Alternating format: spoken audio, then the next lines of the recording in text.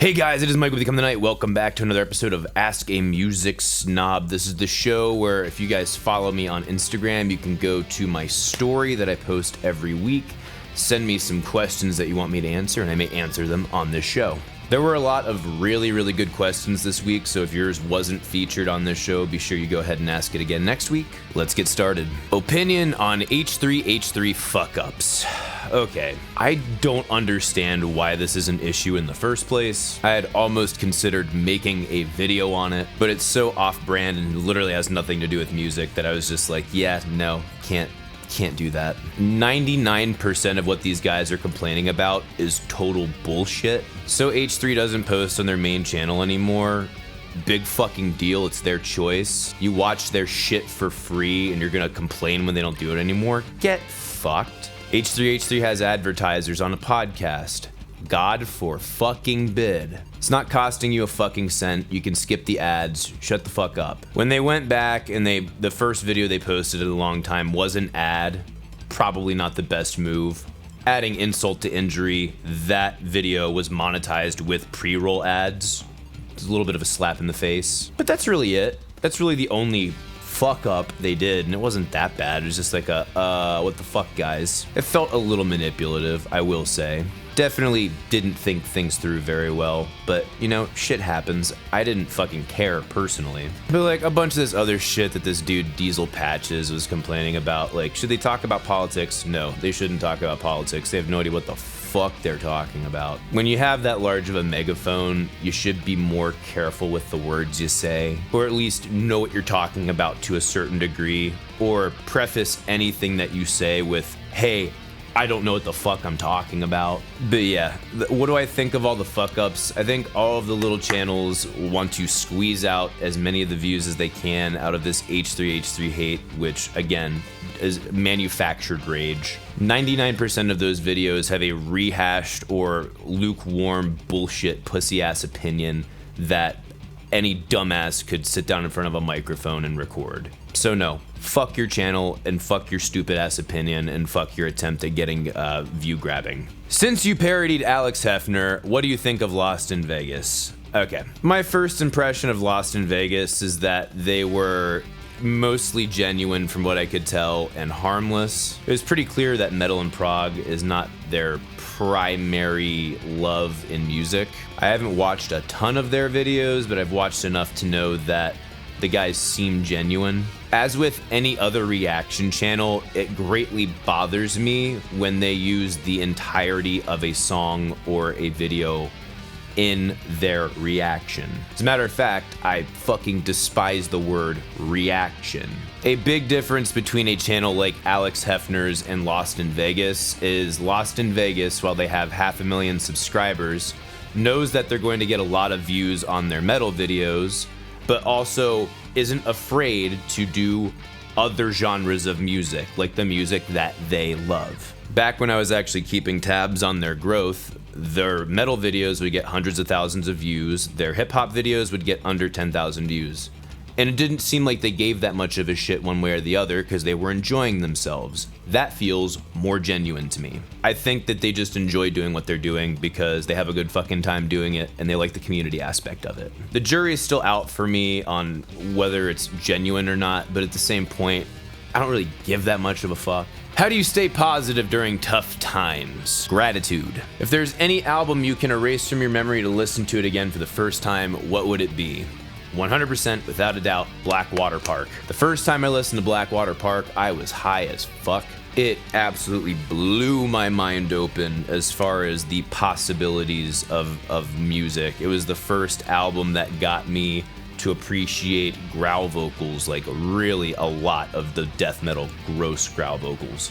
The surge of dopamine that went into my brain when I first listened to that album was so intense. I would love to experience that again. Did you ever dance to a song you hate just to get with a girl? Yes. Everyone who has been laid has. The sad reality of our situation is you won't be happy if the lady you're with is not happy. If she likes dancing, she won't after she dances with me. Do you think electric guitar is overused in rock and metal genres? No.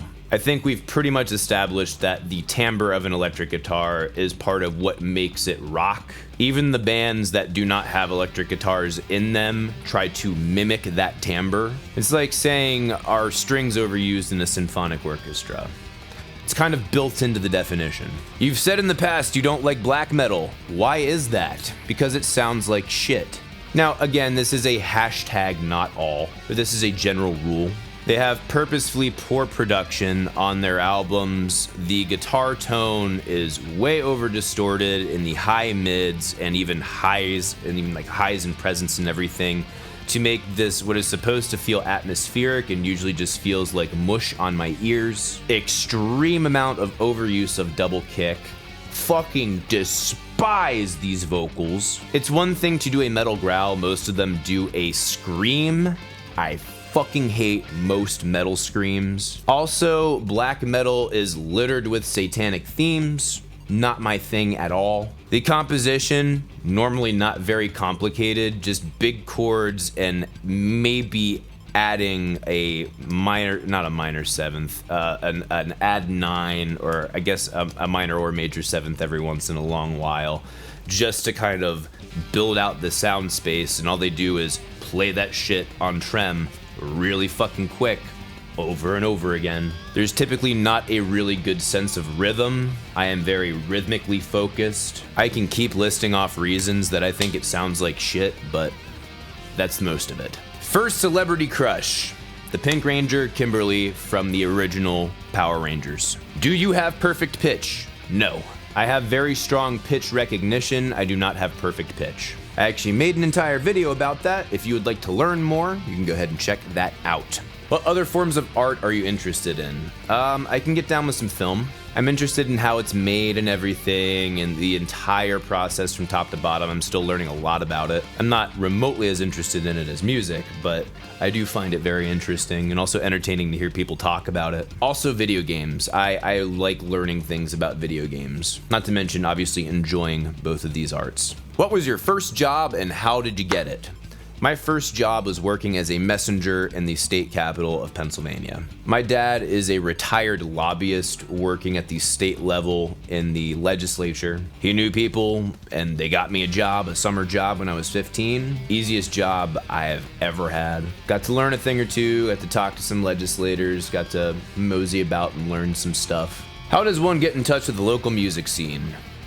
Go to shows. Go to shows. If you want to get in touch with the people that are making music in your community, go to the places that they make music. 90% of the time, you will also find other people there who enjoy making music who are not on the stage. What are the most important frequencies to cut when EQing metal rhythm guitars? What's more important than anything else is making sure that you're getting a great tone out of it in the first place before you ever touch EQ. And I'm assuming we're going to be talking about in post or on stage, or not on the amplifier itself, not on some sort of pedal or rack. The most important things to cut in guitars in metal music is between 400 and 800 hertz. Not the entire span of it, somewhere in there. Most times when you cut, you want it to be a narrow cut. You do not want it to be a wide cut. There is a reason why the scooped guitar sound became a thing. It's because those mids make more room for vocals, some room for the bass to poke through. Different parts of the kit can also poke through. Another thing too is when you cut in that range, it makes your guitar sound less boxy. It gives the illusion of boosting a little bit more highs and a little bit more lows. Sounds crisper, but you'll have to do experimentation with that yourself because every rig is a completely different situation. Do cover bands help promote creativity and innovation in music, or are they just rip-offs? First of all, cover bands are not rip-offs. Highest form of flattery is imitation, or something to that degree. They're not passing themselves off as creative geniuses saying that all of these songs are ours. They are going and showing people a good time by playing stuff live that some people would not be able to hear live or would have to pay a shit ton more money to listen to live in another example. Do they promote creativity and innovation? Not necessarily. Most cover bands I know just do what they need to do in order to get the song across or try to imitate the original as much as possible. There are some really badass cover bands who actually take songs that are outside of genres and make an awesome version of it